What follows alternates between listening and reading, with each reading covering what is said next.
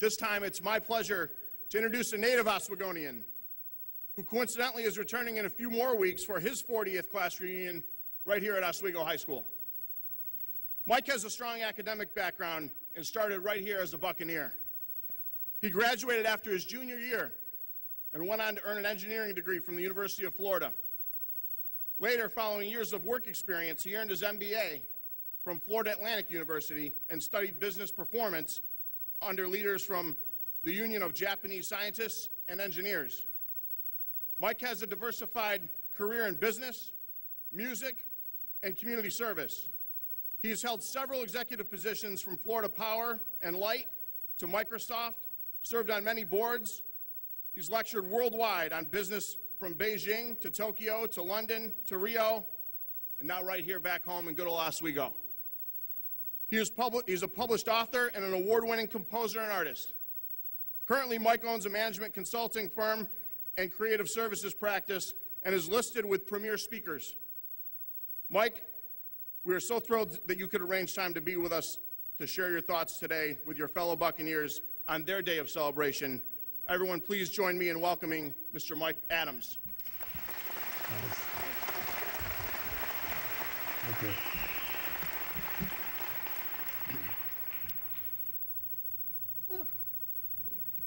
Thank you, Mr. Hartwell, for that kind introduction. Graduates, parents, faculty, administrators, members of the Board of Education, honored guests, and friends. Big and bold, you never know, and you'll shine. After talking with parents, students, teachers, colleagues, reading the Pal Times and Buccaneer Bulletin, these are the three themes that I plan to share with you today for you to consider in your choices that you make going forward. Big and bold, you never know, and you'll shine. I say choices because up to now, schooling and learning has been pretty much required. But now it's choices. So I hope to give you some insights to strengthen those choices that you make. Recently I read the Pal Times. Mike McRobey had a column on the stolen regents of 1974. That was my year. I can't tell you how excited I was when the news came out that specifically the history regents had been stolen. I had done up to there pretty well in my regents and SATs, but history just wasn't my thing. And that exam was between me and going to college, and it was just creating nightmares. So I was really grateful for that. Was anybody wishing for stolen regents this year? Anybody needing stolen regents this year? You know, regents exams are not. I suspect that some of you are thinking, really questioning some of the things that you learned and how it's relevant, how it will help you, how you will use it in the future. I'll be the first, I get that. I'm with you, I get that. I'll be the first to admit to you that I have never used the trigonometry formula for cosine 2x, ever. Never in my background have I used that. But you know, kindergarten through high school graduation really prepares us more than memorizing formulas. So when you're able to draft a resume or a business proposal with accurate grammar, whether you're able to balance a checkbook or read a financial statement or build a budget, whether you're able to converse with a foreign contact in their native tongue, maybe break out something complex into its components, or just to read for that matter. Schooling is designed to give us that foundation and build that into our DNA, and we just do it without kind of reflection. So Oswego High gave me a great foundation, and the city gave me great opportunities to strengthen my work ethic. My guess is that you're going to have the same reflection back on the DNA or the foundation that OHS provided you. I grew up on West 7th Street in between Erie and Albany. I went to Kingsford Park School. Back then it was K through 8. And my freshman class was the first freshman class that entered what was the brand new high school. I grew up with locals, Coach Ed Gozick of the Lakers, we're in his home, and his race car brother, Double O Joe. The three of us were altar boys at St. Stephen's Church.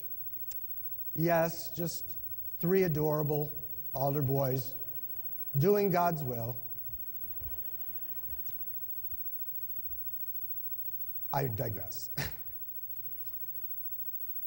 I was, like you, I suspect, had jobs, babysitting, mowing lawns, shoveling snow, scooping ice cream. I was also an organist at a couple of the churches, as well as had a great job at Speedway Press. Really helped me with work ethic, and I loved racing, so that worked out really quite well. I graduated in my junior year and went to the University of Florida. Anxious, excited, young, eyes wide open, broke. The campus had over 30,000 students at the time and had more streetlights than Oswego. I didn't have a car. Back then, there weren't calculators, let alone PCs, the internet, or Red Bull. Can you imagine? So I had to be big and bold, had to get a job, had to compete academically with a new population of students, as well as pay the bills. I was no longer in Oswego. Had to be big and bold. Big and bold, my approach to big and bold I share with executives and employees is really a thought about shooting for expectations higher than what is imaginable, getting out of our comfort zone, getting into places that we might not even know they exist. Because we know what we know, right? We know what we know, but we don't know what we don't know. So there's opportunities out there for us to reach in those spaces. Why should you consider being big and bold? Because others are. Young adults around the world now are being big and bold, doing cool things big and bold. That's your playing field. My playing field was the United States. Your playing field is the globe. So think in your considerations, think about being big and bold. Look at it this way. If you shoot for big and bold, and even if you fall short of big and bold, I think it's still big and bold. But if you set your expectations kind of lame and wimpy, even if you overaccomplish lame and wimpy, it's still lame and wimpy. Big and bold, lame and wimpy. Big and bold, lame and wimpy. Consider choosing big and bold. Well, I don't remember the formula for cosine 2x. What I do remember is my trig teacher. She pushed us to be big and bold. Miss Wales pushed us to be big and bold. She expected from day one for us to get hundreds on our regents. She was an older woman, silver hair, kind of blue and purple going on up here, kind of a nasally sound, and she kind of jiggled when she laughed. But she never let us down. She pushed us hard. And let me give you a little rendition. Class, I expect 100 from you on the regents. I expect that. Now, Bert, turn around and listen, because Roseanne's question today may be yours tomorrow. Bert, I expect 100 from you on the regents. She never denied us. She pushed us despite the antics that we pulled on her, and I have to say there were many daily that we pulled on her, but she never let us down. So big and bold was her message, and that's what I took with me. But now you never know. Having academic credentials, that's important. Having continued learning is important, particularly for getting in the gate, getting in the door. However, realize that your personal traits, your character traits, your personal brand, if you will, those are equally important. In fact, they're observed every day by people you know and you don't know. And those observations will impact your future. In fact, some of you already know, because some of you have already received scholarships that are heavily weighted on your personal character. So congratulations for those recipients. Let me give you an example. I was working in Miami for a while, and I got a call from a recruiter saying that Microsoft was interested in me. First, I thought I was getting punked. And then I thought, well, maybe they Googled the wrong Mike Adams. Just thought, Mr. Hartwell, am I the right Mike Adams? Just as good.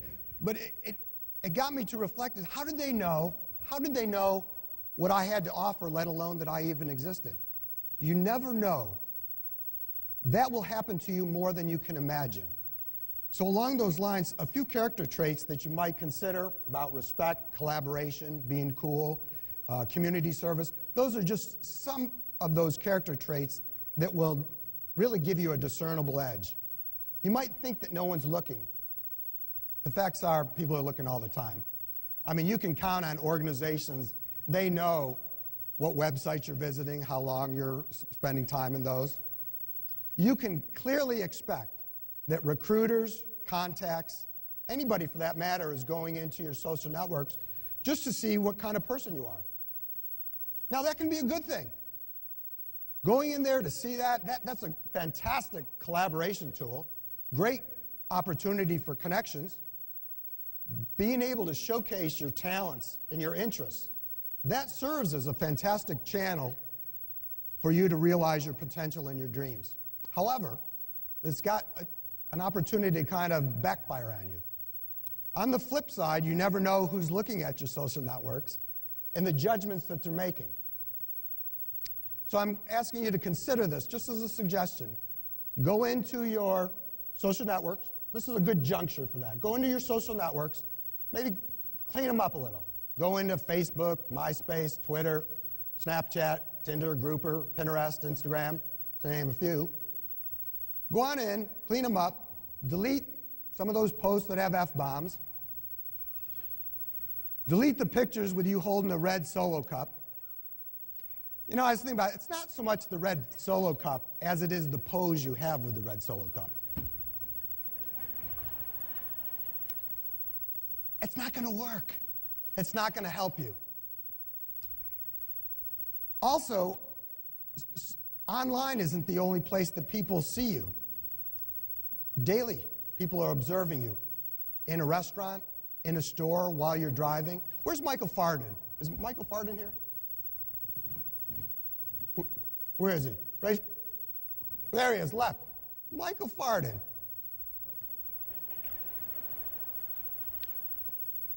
Michael had a good response in the May version of the Buccaneer Bulletin. There was a question, a survey about what is worse, drinking and driving or texting and driving? And kudos to Michael Farden, who said both are equally bad. And I respect that comment, so you're already a heads up on that. So good job on that. So clean up the posts.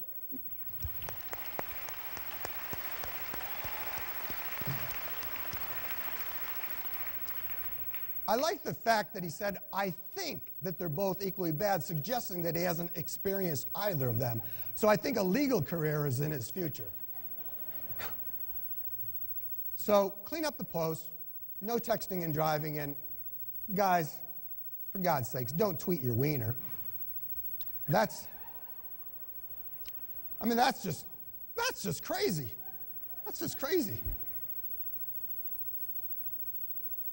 You never know. Reinforce the traits that best represent who you are, who you want to be, and surround yourself with people that lift you up. When that comes together, you'll do well, you will shine. I expect many of you have some fond memories from high school. All of us did. But I want you to think about the dreaming and future thinking has a more heavily weighted than the dream. So I want to kind of close with a verse that I had for a conference theme song I did down at Disney World. It goes like this. Don't let your memories exceed your dreams. When you dream, you may lose what it takes to see it through. Gather around you those who can to help you to show you the heights you never knew. You got to reach higher, act on your dreams, and when you reach higher, you'll shine, yeah, and you'll shine. So I want to reinforce a couple points here. Me first, then you. Let me hear you say big and bold. That was kind of lame. Let me hear you, big and bold. One more time, big and bold. Okay, now the people around the arena, let me hear you, and you'll shine. One more time. Graduates, big and bold. And what'll happen? Exactly. You will shine, graduates.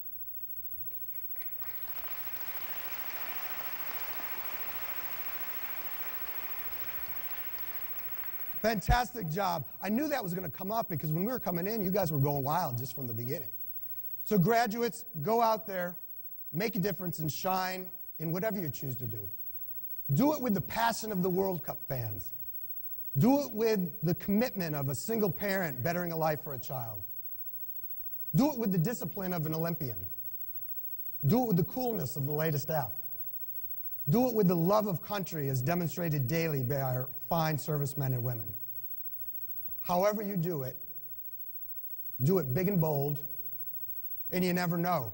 You might surprise yourself just how brightly you will shine. And you will shine, graduates. Congratulations, class of 2014. Count on it.